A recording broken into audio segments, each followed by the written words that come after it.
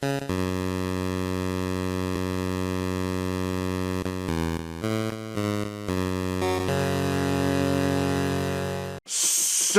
Pixar's Hoppers is the latest Pixar movie that just came out, and it is an original film and not a sequel or anything. And we are in Disney right now is in another dark age right now, like they had back in the 70s and 80s.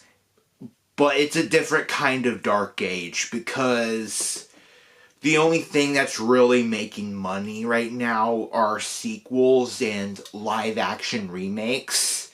And Disney's kind of in a exaggeration of sequel and live action remake era right now. So Disney right now is having another dark age, and the only original film that really had been successful was Enchanto, but most of their other original films like Strange Worlds bombed. Remember those movies? I went to go see Hoppers because I like Pixar. And I am a fan of the Toy Story trilogy, and I love The Incredibles. And I want to kind of fight the too many sequels crisis that we are in Hollywood right now by going to see Hoppers. And is it worth going to go see? Hell yeah, I'd recommend going to go see it. It is the best original film since Soul from 2020 during COVID. Hoppers is a really good movie and is the best Pixar movie that isn't Inside Out 2 in a good long while. It's not a masterpiece because the John Lasseter era of Pixar is gone, and Pixar was clearly peaked to 1995 to 2010. That's when Pixar peaked. And Hoppers is in the quality of Pixar, around Pixar's gold age. That's how good Hoppers is. The film is not perfect, but I enjoyed it a lot. This film is about a college girl named Maple who is passionate about animals, passionate about the environment, who transferred her consciousness to a robot beaver and is able to interact with animals. Pixar is known for taking stupid concepts. Up, for example, is about an old man who uses balloons to float his house. It's stupid, but it's an emotional film.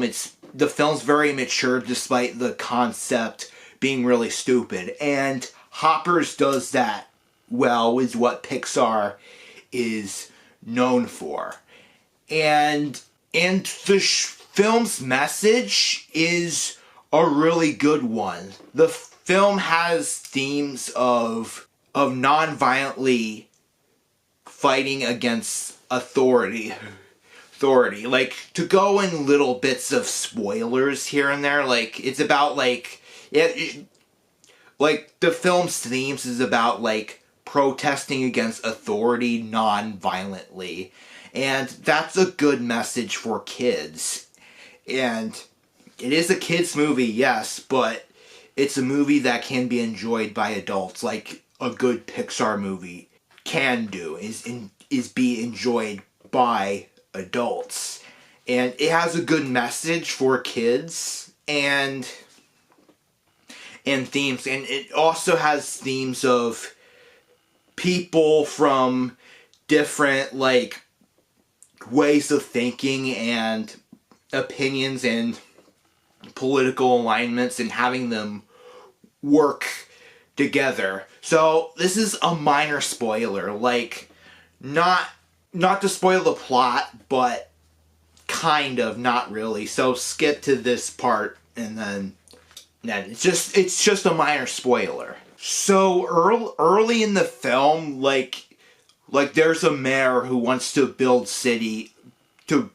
city around where animal habitat and like Maple is against him, and so it's kind of teased that like Mayor Terry is the villain of the film when he is not. Like, he is a twist good guy, and that's what I like about this film. Like, it took the concept of corrupt politician, and even though he looks like a villain, he's just a regular chill guy who cares about his constituents. Like, he's just misinformed about environmental issues, and like I like that Mayor Terry was kind of built up as a villain, but was not a bad guy. He's just misinformed and able to understand Maple's like viewpoint. Like, that's where like the theme of people with different like beliefs and ways of thinking and how they work together, like, is a really good theme for kids, and I praise the movie for that. So, end of spoilers. This film has environmentalist messaging, like pro-environment messaging, and what I like about this movie, what I adore about this movie, is that it doesn't like make the issue of the environment a good versus evil issue. It's multiple shades of gray. Like, it doesn't like be like, if you're a climate change denier, you're a Nazi, you're an evil person. Like, the films doesn't do that. And like what the movie did, they made the mayor just a normal, chill person who cares about his constituents and is not an evil douchebag. Like, being a climate change denier doesn't make you inherently evil. Like, that's one of the film. Like, the film doesn't paint the issue of the environment as a good versus evil issue, but multiple shades of gray. And a negative example I can compare it to is 2012's Illumination, The Lorax, which ruined the message that like Dr. Seuss made in the book and the 2D animated short from the 70s. Is they painted the issue of the environment as a good versus evil by having a clear bad guy and a happy ending, which ruined the Lorax. So, and it black and whites the environmental messaging. Like, that's a negative example. Hoppers handles its message about the environment way better because it's handled in multiple shades of gray, not black and white, good versus evil. Which I respect that. And this film has a good solid story with solid character development. Like, Maple has an arc that's really good, and even the mayor, who's like a handsome, popular politician, has an arc in this film, and I adore that. Like, the story is, the film has a great narrative, like classic Pixar, and it has good themes, and it has good humor. Like, one of the flaws of this movie is that there is some humor that is a little eye-rolling, like, for me,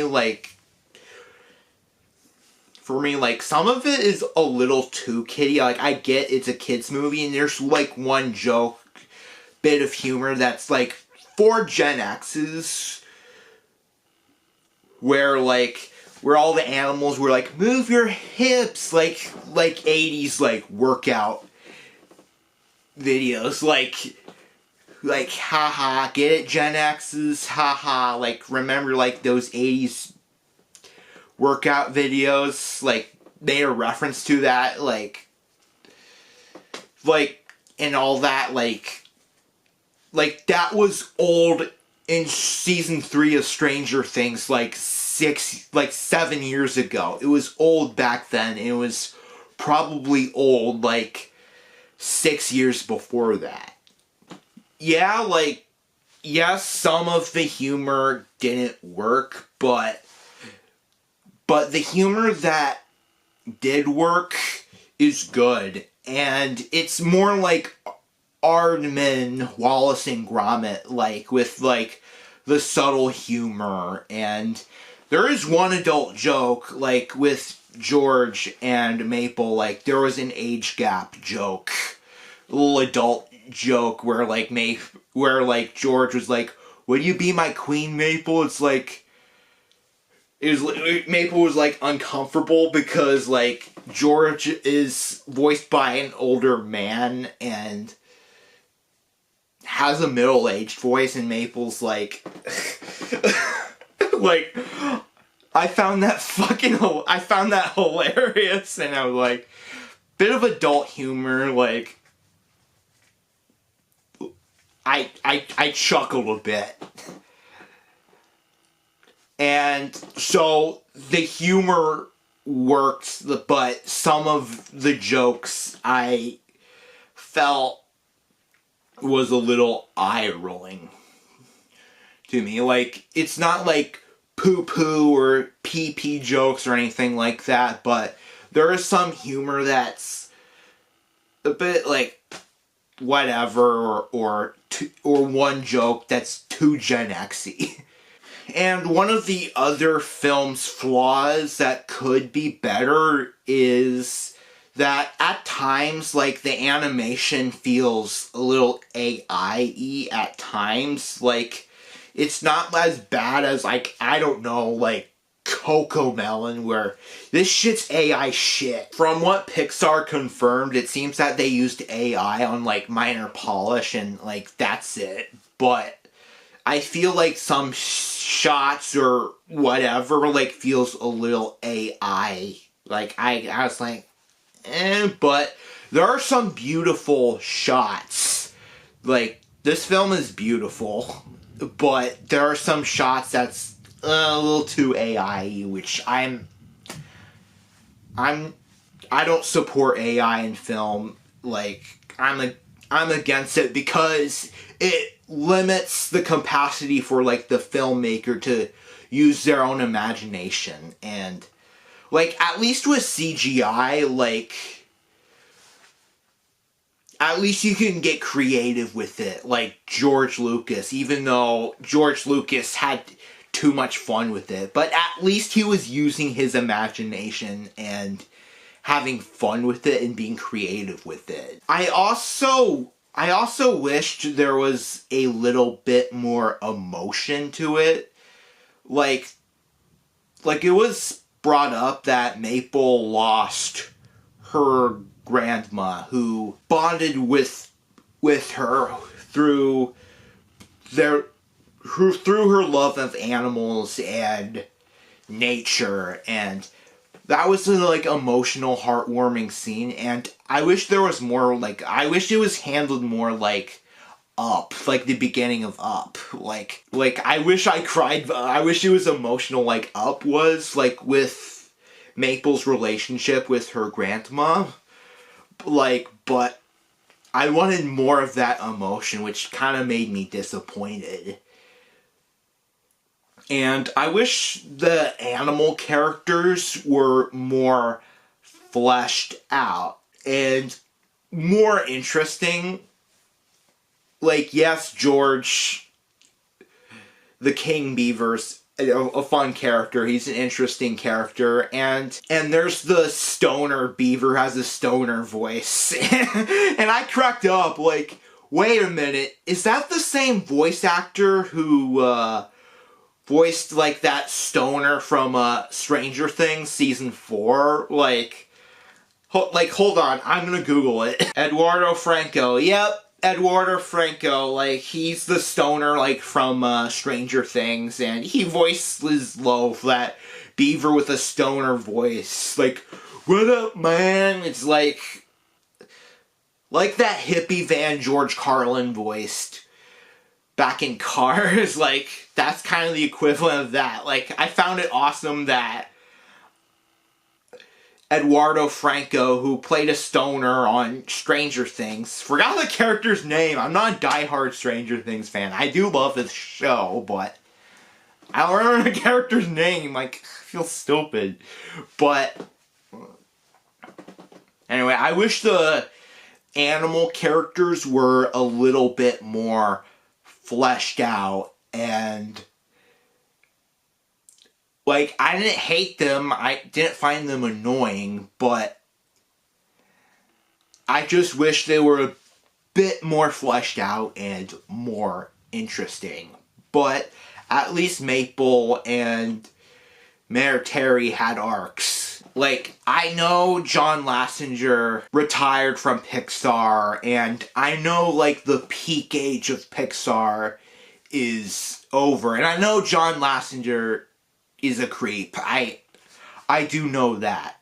But I'm really glad that this film is good, and I want this film to do good at the box office, because it's a really good film. It has a great story, has great themes, and has good bits of humor. It has a solid story. Like, it's not, like, a phenomenal film. It's not Incredibles phenomenal. It's not Toy Story phenomenal or anything like that. And that's okay. Like, for long, like, Pixar's kind of a franchise, even though Pixar's a company and has multiple franchises. And it's probably never going to be good as it was in the 2000s. Back in 2010, prior to Cars 2, and the late 90s, early 2000s. Like, Pixar's never going to be as good as that era ever again, because John Lasseter and all, he was the guy. But if Pixar makes something good movies like this and just makes movies as good as Hoppers, then I'm happy. Like, I refuse to go see Toy Story 5 because I want to fight against the whole sequel apocalypse. I may see it when it's on Disney Plus, but I'm not paying money to go see it because I'm going to vote for my wallet. And I don't regret it. I'm glad I went and saw Hoppers. It's a solid movie, and if you have kids, if you're a parent, if you have kids, go see it. Go and take your kids. You'll like the film. And if you're a college student or don't have kids, or just a grown-ass man like me, then go see it. It's one of Pixar's, like, best recent films, and I recommend it. Like, if this film does well, like, not necessarily like K-pop Demon Hunters successful, but if Hoppers does well, I think something might change in Disney and the industry for the better.